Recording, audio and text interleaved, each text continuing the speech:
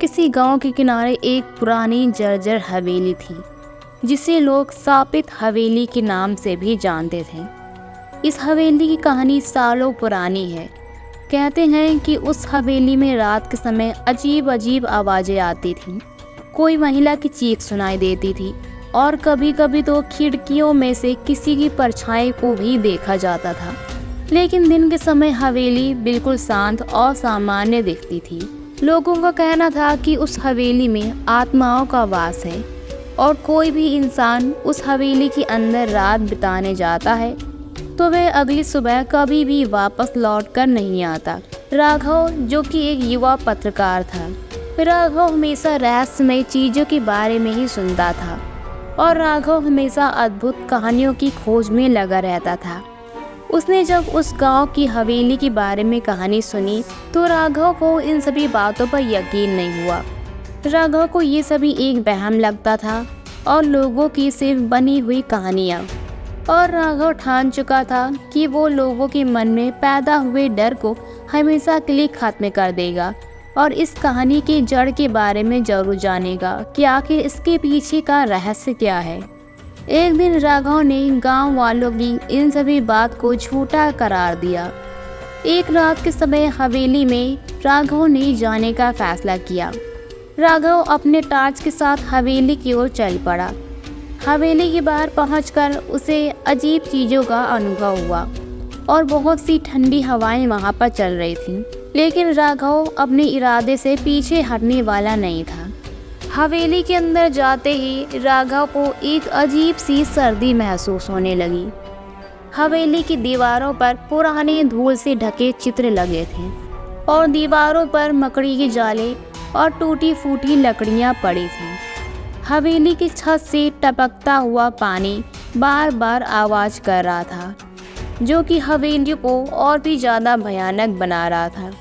राघव ने अपने कैमरे को चालू किया और उस हवेली के अंदर इधर उधर देखना शुरू किया। पहले तो राघव को सब कुछ सामान्य ही दिख रही थी, लेकिन कुछ देर बाद राघव को एक हल्की सी खनकती हुई आवाज़ सुनाई दी।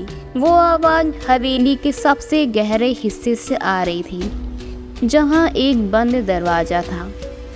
राघव ने उस दरवाजे की ओर कदम बढ़ाए। दरवाजे को खोलने पर राघव के सामने एक संकरी सीढ़ी थी, जो नीचे तहखाने की ओर जा रही थी। जैसे ही राघव तहखाने तक पहुंचा, उसकी सांसें तेज हो गईं।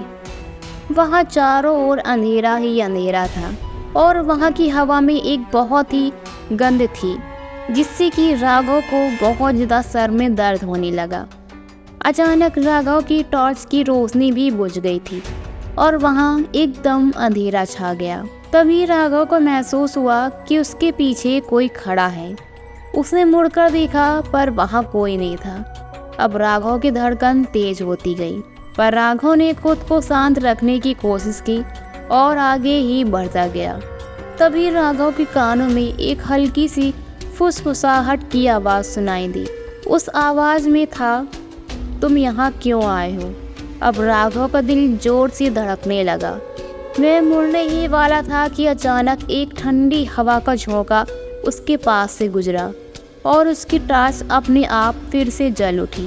राघव ने देखा कि तहखाने में एक कोई साया खड़ा है। अब राघव की सांसें बिल्कुल थम सी गई थी। जो साया धीरे धीरे राघव की ओर बढ़ रहा था। राघव के पैर तो जैसे जम गए थे। राघव ना हिल पा रहा था और ना ही कुछ बोल पा रहा था।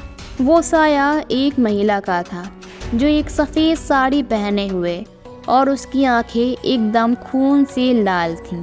उसने राघव की ओर अपना हाथ बढ़ाया। तभी एक जोरदार चीख के साथ सब कुछ अंधेरे में डूब गया। ये सभी चीज़ें देखकर राघव के होश उड़ गए। राघव जैसे जैसे तहखाने से बाहर भागा और हवेली से निकलकर गांव की ओर दौड़ पड़ा। गांव पहुंचते ही राघव बुरी तरीके से बेहोश हो गया था। अगले दिन जब राघव की आंखें खुली तो वह गांव के एक बूढ़े व्यक्ति के घर में था। उस बूढ़े इंसान ने बताया कि वह हवेली सालों से शापित है, जहां एक अमीर जमींदार की बेटी की हत्या कर दी गई थी, बहुत बेरहम तरीके से। और जिसकी आत्मा आज भी वहाँ भटक रही है। जो इंसान भी उस हवेली में जाता है, उस लड़की की आत्मा उसको अपने वश में कर लेती है और उसको जिंदा नहीं छोड़ती। उस बूढ़े आदमी की बात सुनकर राघव उस दिन के बाद से उस गांव की ओर कभी नहीं गया। लेकिन ये घटना हमेशा ही राघव की यादों में ताज़ा रही। हवेली अब भी गांव के किनारे खड़ी थी, पर कोई भी उसके पास जाने की हिम्मत नहीं करता। तो दोस्तों, आज की कहानी हमें ये याद दिलाती है कि कभी कभी हमारी ज़िंदगी में कुछ रहस्य ऐसे होते हैं जिसे हमें छेड़ना हमारी समझ से परे है, और जिन बातों के बारे में ना ही जाना जाए वो उतना ही बेहतर होता है। तो आपको आज की हमारी कहानी कैसी लगी, अपनी राय हमें कमेंट बॉक्स में ज़रूर दीजिए। साथ ही ऐसी डरावनी और सच्ची घटनाओं को सुनने के लिए हमारे चैनल को सब्सक्राइब करना बिल्कुल ना भूलें।